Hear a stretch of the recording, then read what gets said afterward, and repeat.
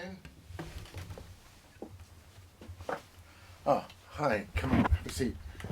I've just been digging in and out of the whole Chesterton selection here. Everything here, really along here as well. This G.K. Chesterton, whom I love. And but I had this out particularly. This is the Ballad of the White Horse, the amazing long ballad poem about King Alfred that he published quite early in 1911. I've been out and reading it again because we're just at King Alfred's Day. Alfred died on October the 26th, and Alfred's reign was extraordinary because it was a kind of moment in which the Romans had gone, of course. England was in chaos. But he managed, even as loads of Danish invaders were coming and the Vikings were hurrying out, to create a little kingdom in Wessex and a space and peace and a place. And inside that space, he let learning flourish. The Anglo-Saxon language and poetry flourished. He translated himself personally, Boethius's Consolations of Philosophy into English and a number of other classics, Christian classics. He was a really remarkable king. Anyway, this is a particularly nice edition of Chesterton's Ballad. I bought it in 2011 because I saw it in opposite St Edward's in the Haunted Bookshop, and I just thought it's a lovely edition. And I didn't realise, and I knew it was a first edition, but I hadn't realised it had been published in 1911. So actually, I got this in its centenary year. Anyway, it was once a much more famous poem than it is now. And that's partly because it's a great tale of extraordinary courage. It starts at the point of apparent defeat. It starts when Alfred, whom we know will later become Alfred the Great, but Alfred is about to give up. He's just been constantly defeated and harried by the Danes, and he doesn't think he can get anywhere. And he sees no cause or reason why he should continue to resist. And in the story, at this lowest point, he first of all remembers his mother teaching him about Christianity, and he remembers the pictures in the illuminated manuscripts of Mary. And then suddenly he looks up and Mary is there, and he has this extraordinary vision of Mary. And he asks her if he's ever going to defeat the Danes.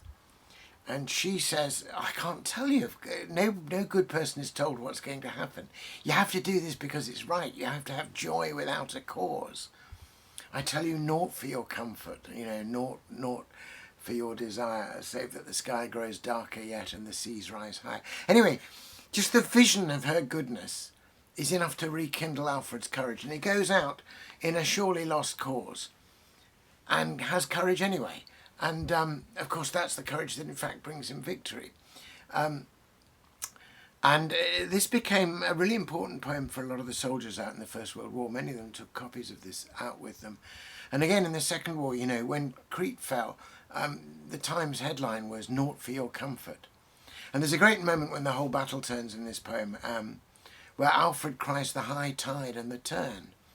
And when the D-Day landings were successful and we were pushing through into France in the Second World War, again the Times headline was a quotation from this poem, "The High Tide and the Turn."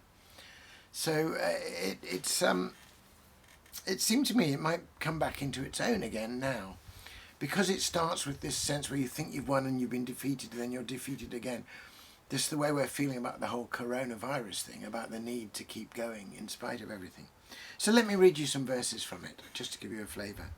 So here's Alfred on the island of Athene.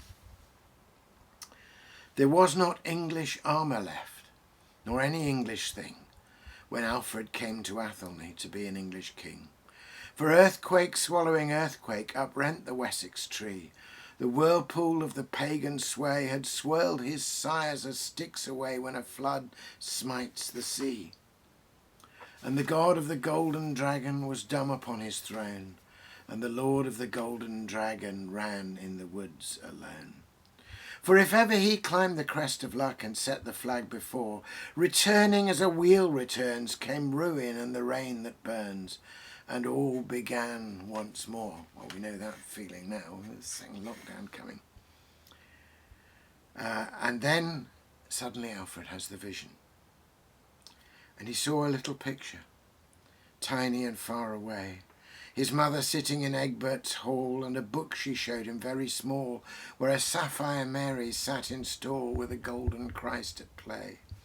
It was wrought in the monk's slow manner, from silver and sanguine shell, where the scenes are little and terrible keyholes of heaven and hell.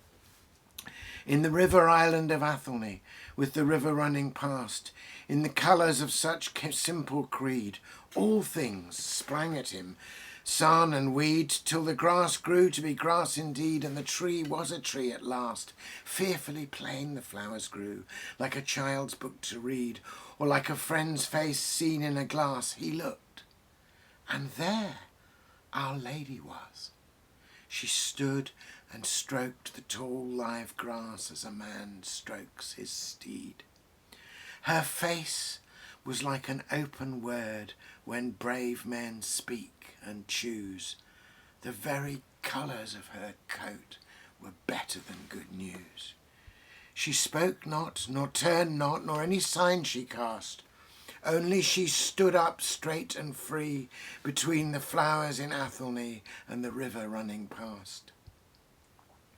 One dim ancestral jewel hung on his ruined armour grey. He rent and cast it at her feet, where after centuries with slow feet men came from hall and school and street and found it where it lay. Mother of God, the wanderer said, I am but a common king, nor will I ask what saints may ask to see a secret thing. The gates of heaven are fearful gates, worse than the gates of hell, nor I would break their splendours barred, nor seek to know the thing they guard, which is too good to tell. But for this earth, most pitiful, this little land I know, if that which is for ever is, or if our hearts shall break with bliss, seeing the stranger go. When our last bow is broken, Queen, and our last javelin cast, under some sad green evening sky, holding a ruined cross on high, under warm westland grass to lie, shall we come home at last? And a voice came, human but high up, like a cottage climbed among the clouds, or a serf of hut and croft that sits by his hovel fire as oft, but hears on his old bare roof and loft a belfry burst in song. The gates of heaven are lightly locked. We do not guard our gain. The heaviest hind may easily come silently and suddenly upon me in a lane. And any little maid that walks in good thoughts apart may break the guard of the three kings and see the dear and dreadful things I hid within my heart. The meanest man in grey fields gone behind the set of sun heareth between star and other star through the door of the darkness fallen ajar the counsel eldest of things that are, the talk of the three in one. The gates of heaven are lightly locked. We do not guard our gold. Men may uproot where worlds begin, or read the name of the nameless sin. But if he fail, or if he win, to no good man is told. And she goes on to contrast all the philosophies of the East, where you know everything all in advance and so on, and philosophies of inevitable fate and despair, and says, no, you have freedom. And she says this, but you and all the kind of Christ are ignorant and brave, and you have wars you hardly win and souls you hardly save. I tell you naught for your comfort, yea, naught for your desire, save that the sky grows darker yet and the sea rises higher. Night shall be thrice night over you, and heaven an iron cope. Do you have joy without a cause, yea, faith without a hope? Even as she spoke, she was not, nor any word said he, only he heard, still as he stood, under the old night's nodding hood, the sea folk breaking down the wood, like a high tide from the sea. Up across the windy wastes, and up went Alfred over the shores, shaken of the joy of giants, the joy without a cause. In the slopes away to the western bays, where blows not ever a tree, he washed his soul in the west wind and his body in the sea. He set to rhyme his ale measures, he sang aloud his laws, because of the joy of giants, the joy without a cause. And so Alfred takes courage, and the whole story begins, and he wins the Battle of Ethandune. But I find that so powerful, I tell you, not for your comfort, but not for your desire. And yet, even in hearing the worst, something in us turns and is encouraged and kindled, and we say, right, well, now we're going to go out and face it. And maybe that's what we need for this coming winter. Thanks for dropping by.